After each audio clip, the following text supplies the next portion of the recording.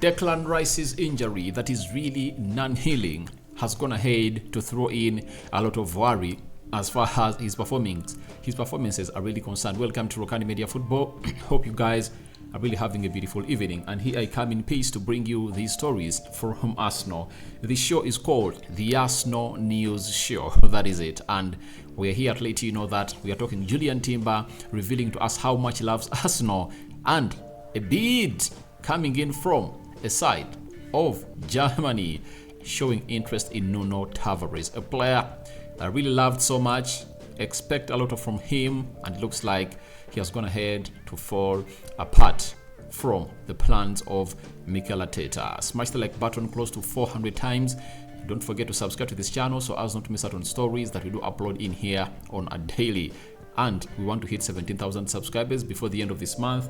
And guys, continue to go ahead and obviously put in what we call the notification bell after subscribing. Now, for Declan Rice, and those that never knew, he was signed by Arsenal, third signing of Arsenal, and I think Faro David Raya is unveiled tomorrow. He's going to be the fourth signing of Arsenal. But lots of worries are really happening in at Arsenal, and the former Arsenal correspondent for the Football London, that is Chris Whitley, who now works for what we call the Night World Pub, has gone ahead and obviously revealed to us the following. And his tweet read, all his story on the website read that it's our understanding that Declan Rice is playing with a slight injury.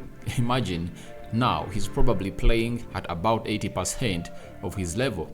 If he's playing at 100% of his level, I think he's going to be one of the best sixes in the Premier League. Now, you know, the price of £100 million to a player like Declan Rice has gone ahead to look like something huge, and very many people are trying to throw in defense for the player. I believe Declan Rice is not injured. This story is being put out to obviously buy time for Declan Rice because he's not being played as a CDM. Yet Arsenal addressed, all Arsenal correspondents obviously told us that they are bringing him on as a new CDM for the club of Arsenal. But for the only game I was going to have to play as the CDM for Arsenal in the preseason, Man United beat Arsenal by 2-0, and he lost the midfield battle. You know that very, very well. So when I hear such stories, I don't believe that Declan Rice is injured. That's off the grip. Declan Rice is not injured. I think he's 100% fit, but Arteta is trying to protect his £105 million player, because if they don't give him the protection he deserves, then pressure might accumulate onto his head and he might not be able to obviously overcome that pressure. So to me, these stories that Declan Rice is injured, I'm not buying them. I think he's not injured. And if I told he was injured, trust me, Mikel Arteta would have gone ahead to obviously let him heal. You know, why isn't Gabriel Jesus not playing? You know, because he's injured.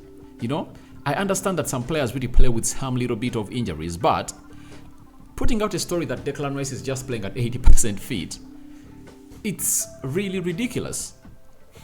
Even at 80% fit, he's not hitting 80% of his potentials, meaning that he has not yet come or went ahead to fit into that side of Arsenal very, very well.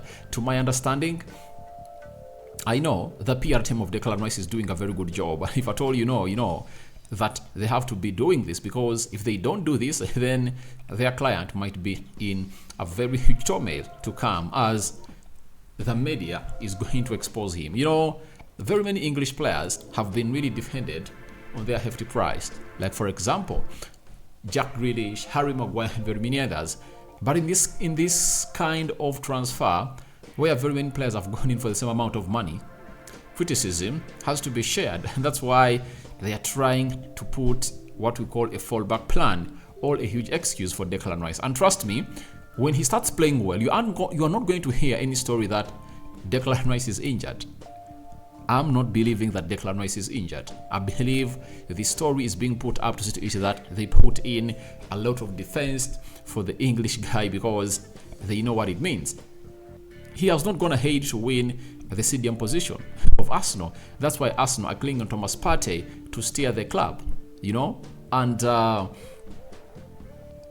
lots of things that are happening in the midfield of Arsenal And Declan Rice looks like he can best play as a number 8 for now at Arsenal, not as a number 6. And him playing as a number 6 is one of those dreams that might not come true at Arsenal. I'm telling you this because a number 6 of Arsenal has to have qualities like that of Jorginho and Thomas Partey. And I don't see him as a 6. I'm sorry to say. He might be a 6 for a team like West Ham that sits back and obviously hits on the break. But for a team who does possess the lion's share of the game, although the ball, he cannot really do the job, according to me. So he needs like 2-3 seasons to obviously find himself an improved player under Mikel Arteta, and that's how he'll obviously thrive under. But this season, I don't see him playing as a 6 for Arsenal. Even next season, I don't see him play as a 6 for Arsenal. That is it coming in from Chris Whitley. But I 100% rebuff all that the guy is injured. They're throwing it in as rumors because each and every time you play an injured player, the injury becomes worse. Now, do you think Arteta can risk this player to be played when he's really injured? Because against Barcelona, he never played. And bring him back against Monaco showed that there was progress in the injury of Declan Rice and is 100% fit. That is it. So, after Declan Rice, let's talk a little bit of a certain deal coming in from Arsenal. And Werder Bremen from Germany are showing interest in signing the left back of Arsenal they bought from Benfica in the summer of 2021. That is Nuno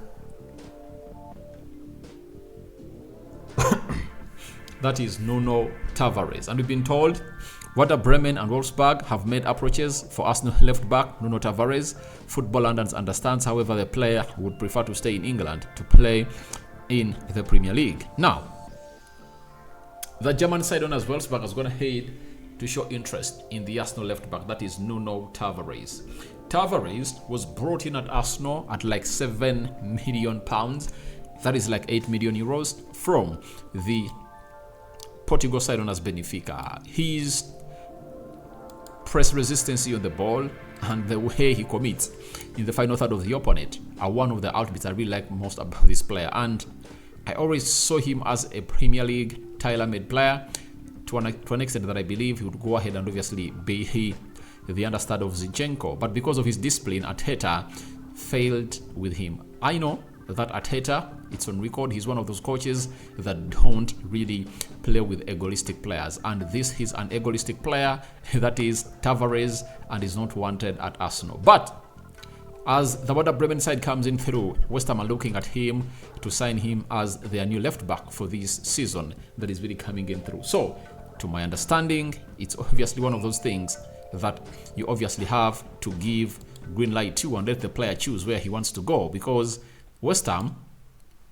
can offer Arsenal £15 million and Arsenal would have gone ahead to make a profit of £80 million, almost times 2 the amount of money they bought the player from Portugal to bring him to the Premier League. But I also back the thoughts of Nuno Tavares because the Premier League football is really the best league. You saw even Ronaldo throwing in a rant at other leagues in Europe that the only competitive league has remained the Prem.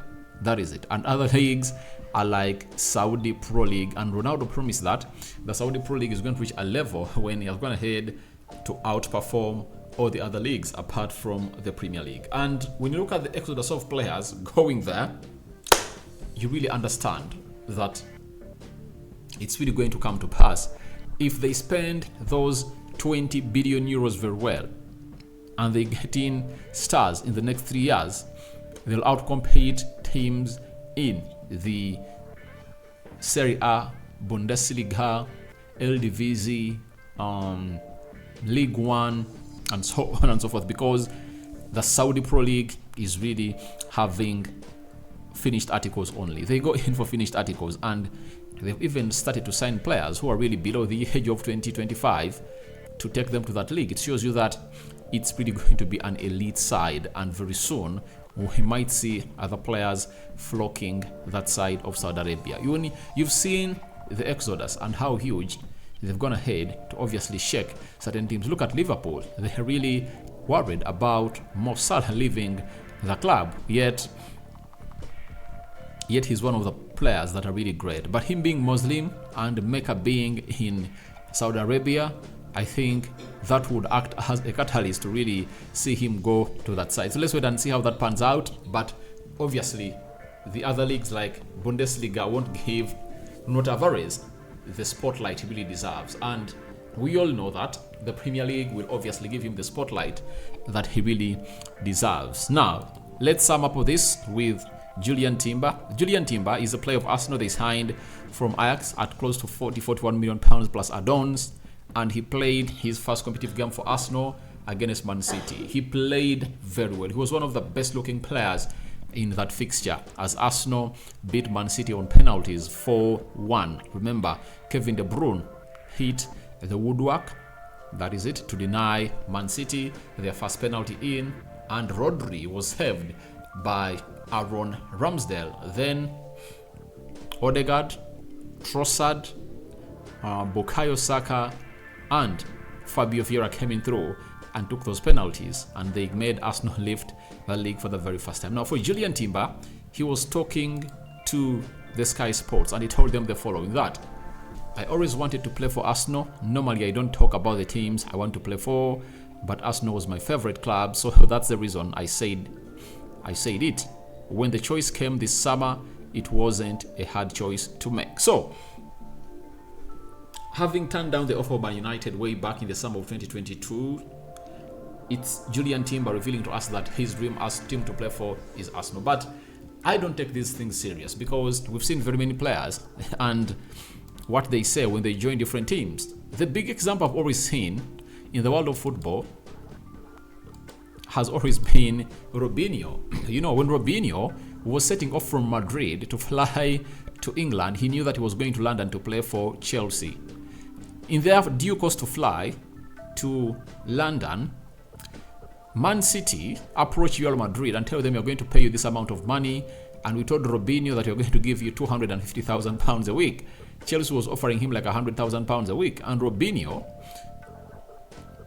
came on through and really said different statements altogether. While boarding from Madrid, he told the media that I'm going to play for my dream club, Chelsea. I love it, blah, blah, blah, blah, blah, blah. Now, in transit, there was a change in transfer, and they told him, now you're going to Man City. No sooner he landed in Manchester, do you know what he said? Man City is my dream club. I've always wanted to play for it, and here I come to make them win trophies. The same words he said about Chelsea like 4 or 5 hours ago are the same words he said when his transfer from Madrid to Chelsea really failed. So I don't trust the words of these players, but all I know is that they are professionals and have to hail the clubs that have gone ahead to sign them. So guys, thank you very much for watching through. And to add a little bit onto that, recently, after the World Cup, I think it was during the World Cup, Josko Vadio was playing for Croatia and was interviewed about the club he supports and the club he wants to play for next, because Liverpool had shown what we call a genuine interest in the player. He said his dream is to play for Liverpool. Now, did you know what he said when Man City signed him last week? He said his dream club is Man City. So it's all about where you are and obviously where you dream to be. And these words can only be confirmed if at all we find Julian Timber in a national shirt when he was still young. Look at William Saliba, you know. They happened to bring those shirts, those photos when he was young and donned into a national shirt. Remember Zinchenko, you know, even at the age of 14, 15, he was putting on what we call those Arsenal shirts. So for those, they are staunch Arsenal fans. The same applies to Frankie de Jong at Barcelona. He's also a staunch fan at Barcelona. At the age of 4 or 5, he was donned into a Johan Cruyff jersey of Barcelona. So guys, your thoughts on to Declan Rice injury, non-healing injury, are welcome in the comment section below. What do you make about Nuno Tavares' transfer to Bremen, though he wants to go to West Ham? And lastly, what do you make about Julian Timber's words that he has always dreamed to play for Arsenal? I sign out for now. See you later. My Muslim viewers and subscribers, Barakallahu Fikum. The rest of you, I cover you all in the precious blood of Jesus Christ. I'm out.